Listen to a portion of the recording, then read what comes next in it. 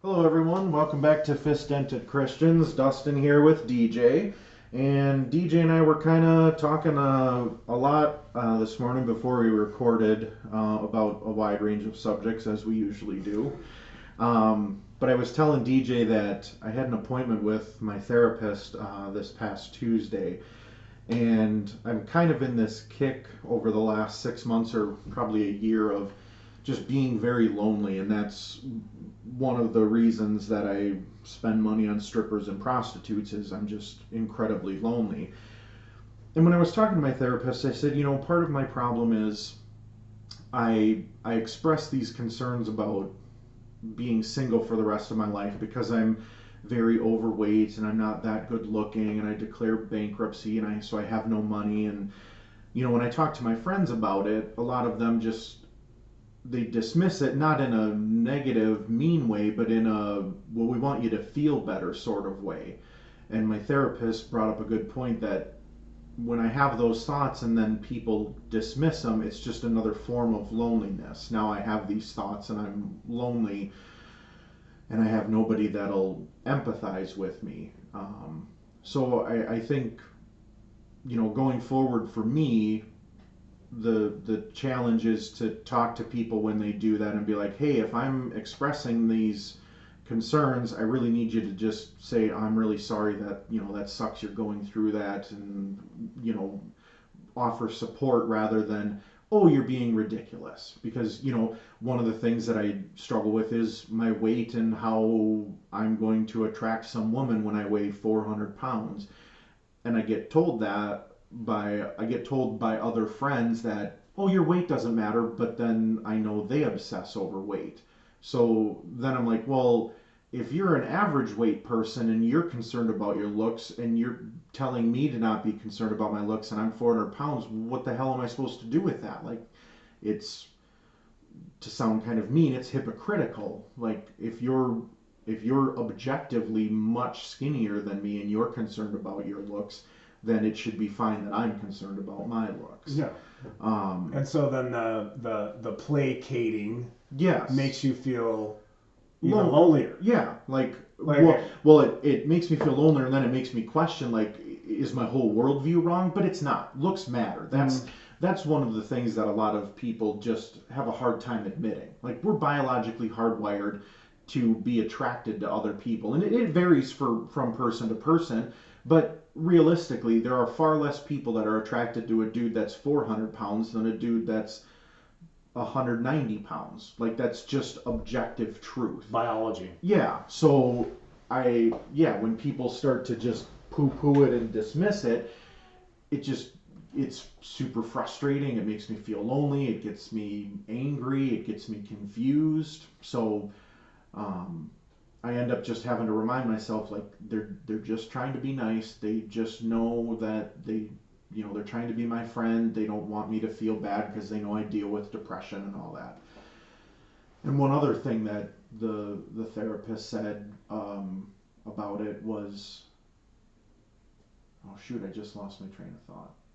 Oh, he said that part of the reason that they don't view it as a problem is because it doesn't change their opinion of you. Mm. So my friends don't care if I'm 200 pounds or 400 pounds. I'm their friend. My family doesn't care if I'm the best looking person in the world or the ugliest person in the world because we're still family. So it's hard for some people sometimes to identify things that you're struggling with because it doesn't ever change their perception of you. So I think my challenge going forward is to make sure that I talk with people and say, hey, when like I said, when I say I'm struggling with this, please just empathize. But then also to make sure that I'm not doing that to other people. If somebody comes to me with a real concern, then if the concern is misplaced, I can help them try and work through that. But I also have to validate the concern because whether it's objectively true or not, it's still something they're struggling with.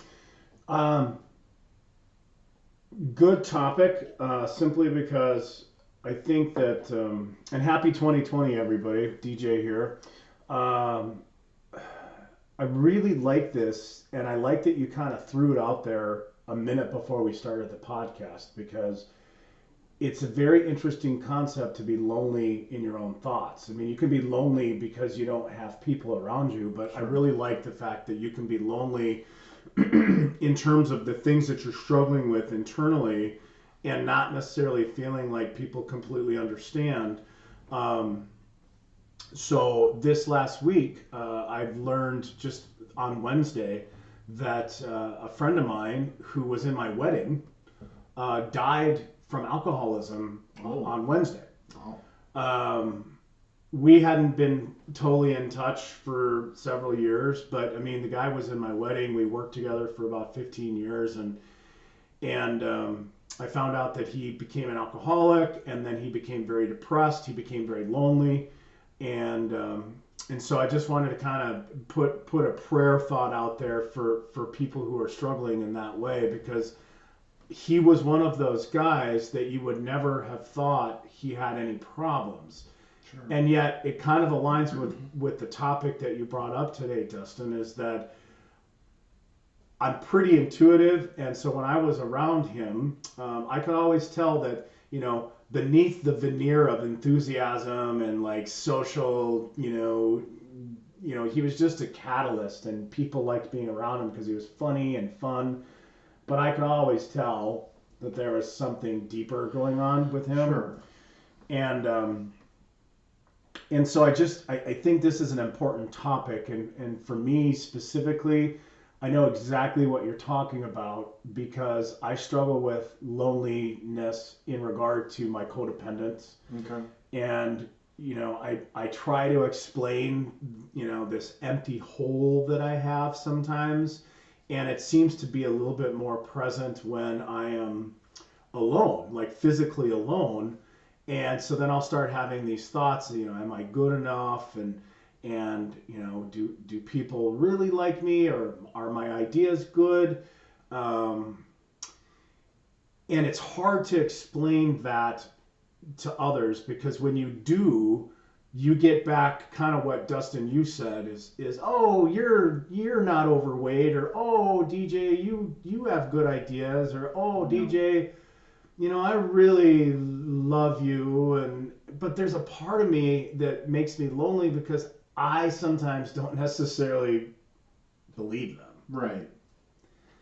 And that's a super lonely place to be, because you desperately want people to understand, like, you want to make it tangible. You want to take these lonely feelings and actually make, like, if you could make them real and hand it to somebody, Right. so they could actually see, touch, taste, and feel it. Yeah. It seems like it would mean more to me. Yeah. Does that make sense to you in terms of what I'm saying? Yeah. It's just, somebody told me something this last week that has just been burning around in my head, and I was attempting to kind of share my loneliness in my brokenness with a coworker, and I told her, I said, I really struggle because sometimes I just worry that I'm not good enough for her. Sure. And she kind of chuckled and she said, DJ, I don't want this to sound like I'm, like hubris, but I am the exact opposite. Rather than me worrying if I'm too good, or if I'm too good for others, I kind of think, are they good enough for me? Sure. And ever since she said that, it's kind of been burning in my head, like, whoa, like what a sea change. It's just a 180-degree turn. Yeah. And so I've been kind of trying to do that this last week, and do that thought. It's like, well, wait a second, because what happens when you start doing that? Thinking, are you good enough for me? Are you, person X, good enough for me to share this with you? Sure. Right? It's helped me. It's helped me kind of realize, wait a second, I'm doing well. Mm-hmm. I'm very blessed. I'm an alcoholic that been in recovery for 5 years. I'm not perfect. I'm figuring it out. I am lonely, but it's a loneliness that when I connect with people like you, Dustin, good friends that are there for you when you need them the most, like, you need to latch on to those people, that you feel that genuine call and response, right? Yeah. Yeah, it's interesting that you bring that up, because I remember I have some friends of mine, a buddy that I've known since, geez, sixth or seventh grade, and then his wife, and they're very, very good friends of mine. And a few years back, I was talking to them about, feeling inadequate around them as a friend because I don't have a lot to offer, and they they're much more put together in life than I am. That's not to say they don't have their own struggles, but they're just very capable people. They're very smart people. And my buddy told me, like, he's like, I don't want this to sound mean, but I'm just gonna tell it to you. He goes, I get to decide your worth to me. You don't. Mm. My decision is you're a good friend and I care about you. So try and remember that. Like, we have invested time in you because we care, because we know you're a good person, and that's what you need to remember. Not what you think, but what we think, and what we think is lived out in our actions. And that was a really, like, a really good, solid way to put it. I think is let let us define what we think of you. You don't get to. And it was, yeah, like, just like the seriousness and the firmness of it. Like, you don't, like, you're not allowed. Yeah. I think you're a good person and you're not allowed to tell me otherwise. And But then flipping that back around to you too, though, yeah. is I get to decide how I'm going to feel about myself today, Yeah. right? Yep. Yeah, that's a really hard thing for people to do, especially, I think we've talked about it on the podcast before, but society's getting better with mental health issues and accepting them, but there's still plenty of people that just take the attitude of, oh, get over it. Mm-hmm. It's not that big a deal. And so then you constantly wrestle internally going, well, I mean, I know I'm depressed, but, I still have all these other things in my life that are good, so why am I struggling this much? And just learning that you're struggling because you're struggling, and try and figure out why, but don't beat yourself up over it. You don't beat yourself up when you get cancer. Don't beat yourself up because you're depressed or whatever. Right. Yeah, and I think that you're right. It is true that it's hard to switch the thinking about I get to decide my own value. Yeah. Because I think a lot of people struggle with their idea of themselves, and it's interesting, the corollary between what your friend said and then what I said is, wouldn't it be great to be able to see how other people see us? Because those friends, Yeah. those family members, those people that love us are the ones that are going to be, if we could see it through their eyes, Yeah. it might change how all the garbage that's going on inside of Right. ourselves. Yeah. Right? Yeah. And that loneliness, that's kind of where the chasm of that loneliness comes from, is that distance. Yeah. And I think that we're trying really hard this is why it's so crucial to reach out and surround yourself with people that are going to make you feel safe, secure, loved, and valued. Yeah. But you also need to be able to do it on your own too. Right. And because if you don't love yourself, it's going to be hard. I mean, then it's just kind of a sham. It's not real. Yeah. In some of the speaking that I do, we talk about resilience to different organizations, and there's 3 different buckets of resilience. There's thinking and feeling, relating and connecting, and noticing and responding. And the biggest one is the relating and connecting. Okay. Is, we were talking about picking up on other people's things, and one of the things that help people get over difficult times is when they have the ability to kind of reach out to others. But in a weird way, it's kind of like you need to be able to reach out to yourself first and have an awareness of yourself. Mm-hmm. That stupid cliche is you need to love yourself first. Yeah. It's so true, though. Yeah. And people that listen to this podcast, we talk about brokenness, but we also want to try to give some tenets and some things to think about that doesn't make us so broken, right? Right. Yeah, I think it's important to recreate the narrative you have in your head of who you are and what you're about. Because that's something we've kind of touched on too over the last couple, 2-3 weeks, just in our personal lives, like just discussions between us, is that narrative that you create about how other people think or feel about you, or what you expect out of people. And I think it's super important to be aware of your own self-thoughts and what you're doing, good and bad, and being open to hearing from other people. I mean, even simple things like, I had a buddy the other night that I needed to talk to about something, a choice that he made, that it wasn't a, you know, he wasn't choosing to do drugs, it wasn't some life-altering choice, it was just a choice from like, hey, I think you need to do it this way. And then it turns out that he had a very good reason for making the choice, but after he talked with me for a minute or two, then we switched it up and he made a different choice. And so even just being open to, well, I had some good reasons for doing this, but oh, you're right, now that I see that point and that point, yeah, I'll do choice B instead of A.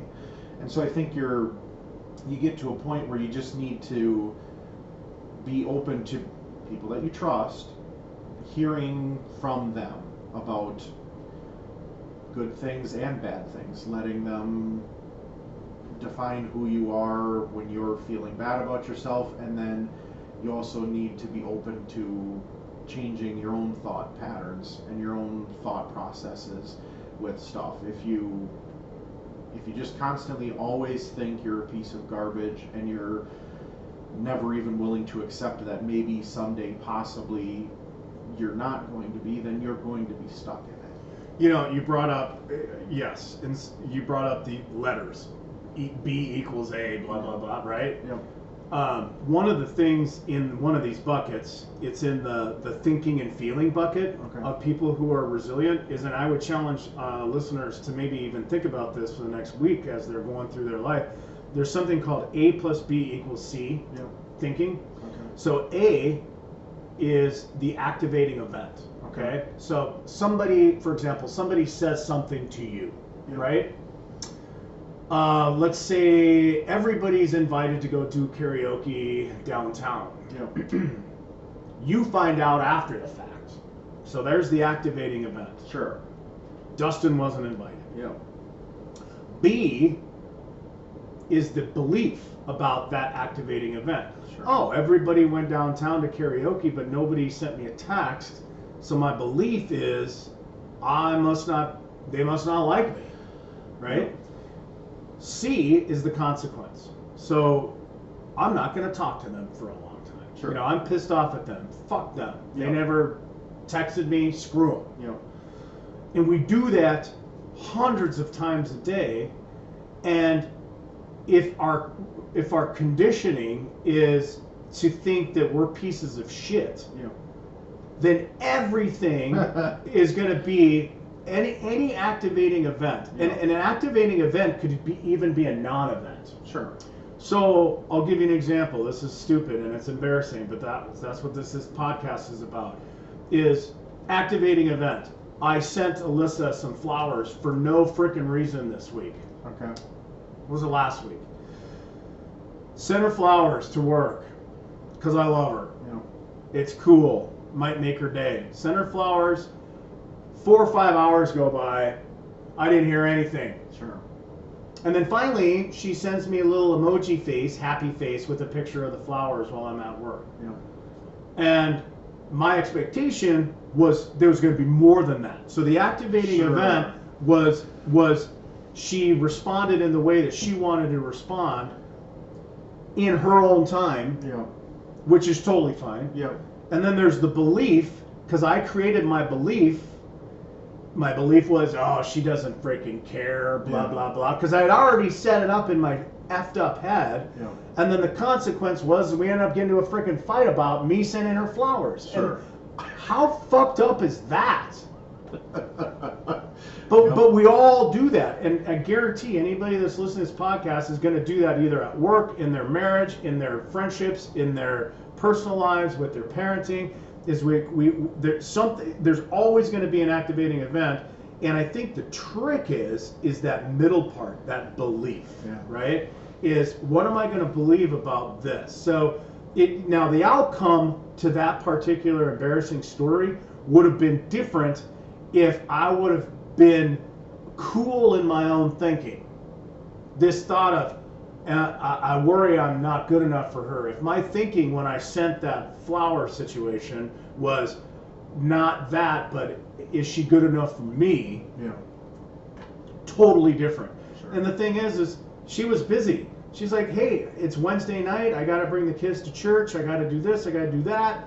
I was just about to sit down and text you some deeper thoughts about my gratitude, but then you had to send your texts about maybe, I don't even say what I said, but it was dumb. Sure. And so I think that it's real, and so that is a tangible way that our own thinking, our own the byproduct of our loneliness with our broken thinking and all the loneliness that comes from that, that's a way that kind of manifests itself in the world. Yeah. Does that make sense? Yeah.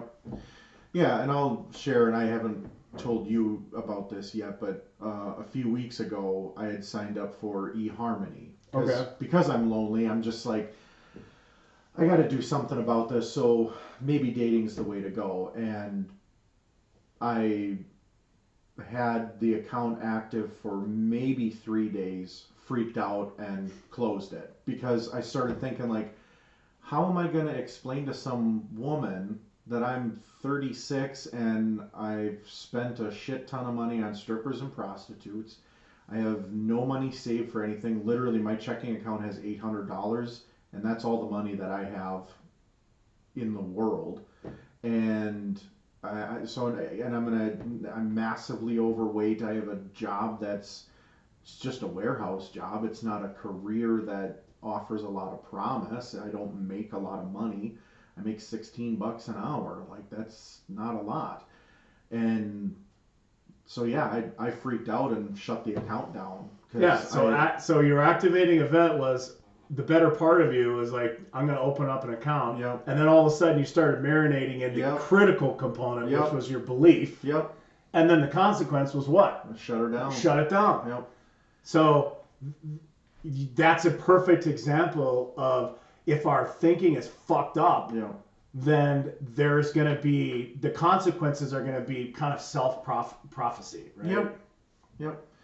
Yeah, and it really, like, when I made the account active, I forced myself to message women first. I didn't want to, like, if I'm going to do this, I'm going to, I'm not just going to passively do it. I'm going to actively do it. So I was messaging some women, and some of them were responding, and they seemed lukewarm. So I was fine with. I'm just like, yeah, they maybe were interested, but then we had a few messages back and forth, and turns out they're not that interested. Fine. But one woman, like, we had a bunch of messages back and forth, and we were setting up, we were going to meet up in person, and that's when I freaked out, because I'm like, how am I supposed to tell her all this shit about me? Well, hold on a second.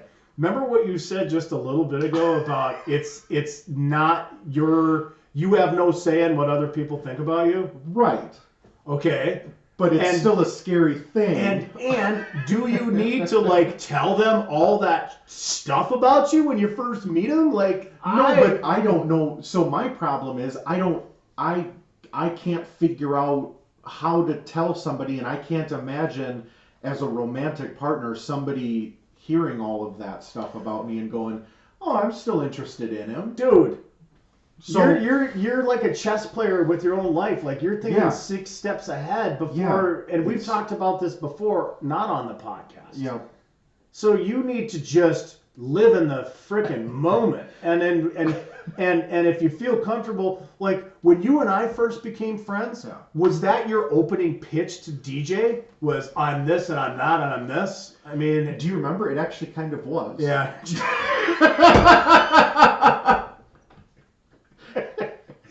Well, I just chalk that up to the fact that when I meet people, I'm just used to them telling me everything about themselves. It's a skill set that I have. No, I do remember that, and it didn't change anything with me. Right. You know, it's like you are who you are, and I love that. I get to choose how I think about you. I don't freaking care. But I guess my point is well, number one, awesome. I mean, and folks that are listening, I've known Dustin, and I kind of have seen him at point A, and now I see Dustin at point J. Like he's like evolved and moved, and today he looks super good. Like his beard is all freaking combed. It looks like you trimmed the top part, so I feel a little insecure. He came in smiling. He's kind of had a little bit of mojo. He's kind of glowing a little bit, and so here I am sitting like, awesome, dude. Like you look good, and he's smiling, and things are so. I don't know, man. I personally I think that if you're led to connect in that way, then more power to you, and and don't sell yourself short. Sure. So I don't know. Yeah. It's we both know it's a hard thing. Like we were just talking about, you let your own narratives go, and you get lost in all the negativity and all that. Yeah. And one of the things that I really struggle with the loneliness aspect is talking to people, and like there's a differentiation between liking someone for a friend and liking someone to possibly like date or marry. Yeah, like so, if my sister tells me, "Oh, you're crazy because you're such a nice person," it's like, well, yeah, but there again, back to biology, like there's just some things that are different about a partnership that's romantic than a sibling relationship or a friendship or a business partnership. So it used to be that I couldn't accept any good thing about me. Now I at least understand why people want to be my friend. Yeah. But I still haven't gotten over that hump of why someone would want to date or marry me. But you're getting there. I am. It's just way slower than I want it to be. But I'm trying. Let me ask you this: do you think that you are on the face of this earth, or even in Minnesota, the only overweight dude that doesn't have a girlfriend? No. Well, then okay. Right. What is the problem? Like you're smarter than most people I know. You would give your shirt you give your shirt off your back to people. Like there's so many, and I'm not saying this just to edify you. So I guess and again it goes back to like, why am I worried about what they're thinking? It should be, are they good enough for me? Right? Yeah. Like that. And far be it from me to say, oh, go do that, because I don't do it as much as I should either. Right? Sure. So, yeah. What is our challenge for the next week? What are we going to do? What can we challenge ourselves with, and what can we challenge our listeners with, since we're going to close up here soon? I think, because I am going to challenge myself to do this. When I was talking with my therapist, if you have people that you feel are placating you or not listening to your issues, just have a conversation with them. Like, hey, when I express this frustration or this struggle, just empathize with me. I think that's a really hard thing to do, because you're assigning value to your thoughts and feelings, and then trying to get other people to align with those. So I have some people in my life over the next week or two that I want to have this discussion with. Like, when I'm talking about being 36 and single, I don't want to hear that I have nothing to worry about and everything will be fine. It's like, you don't know that. So yes, try and encourage me, because you still need encouragement, but also please empathize with it too. So that's going to be my own challenge. So I would challenge people listening that if you got somebody or you got some friends in your life that you're feeling lonely with your thoughts, because that's where we started, your loneliness with your thoughts, try and get some people to meet you where you're at with those thoughts, so that you're not lonely with your thoughts. And for me, I'm going to continue to kind of ride this surfboard of reconditioning my mind, as rather than worrying whether or not I'm good enough for others, is whether they're good enough for me, because it seems to be helping. It seems to be putting me in a place of I don't know, a little bit more of, I don't want to say control, but it's true. Yeah. You know what I mean? It's really true. Yeah. And I do a lot of journaling, and this last week I just started writing. At the end of my journal thoughts, I'll just write. Here's one thing that I like about myself today, and so I'll write down what it is I like. And again, all of this is this perpetual, consistent effort. Some days are better than others, of reconditioning our thoughts, because the devil does all his best work when we're young, right? Mm-hmm. And so we spend the rest of our lives kind of untying those knots, and to do that, you have to apply yourself, and it doesn't have to be this grand strategic plan. Sure. But just little things. Can I be more honest today? Can I be more self-aware today? When I go to bed, have I done something that makes me feel good about myself? Have I shared love? Have I given love? Have I received love openly? So, yeah, I think that's whatever your challenge is for this week. I pray that the Lord is with you during that. I pray that you are grateful for all the things that you are blessed with, and you are resilient to get through the things that you maybe are not blessed with or struggling with. When we get together again, hopefully we can share more thoughts with some others that are going to be part of our podcast. And did you want to just finish up? Actually, I think we're good with that. Okay. I think I liked the way you wrapped it up, and we'll go forward. We'll check in on each other and our challenges, and hopefully other people will follow through with whatever they're challenging themselves on. Sounds good. Amen. Sorry for all the Effenheimers, but I was feeling pretty passionate. Fucking right. Fucking right. All right. Bye, everyone.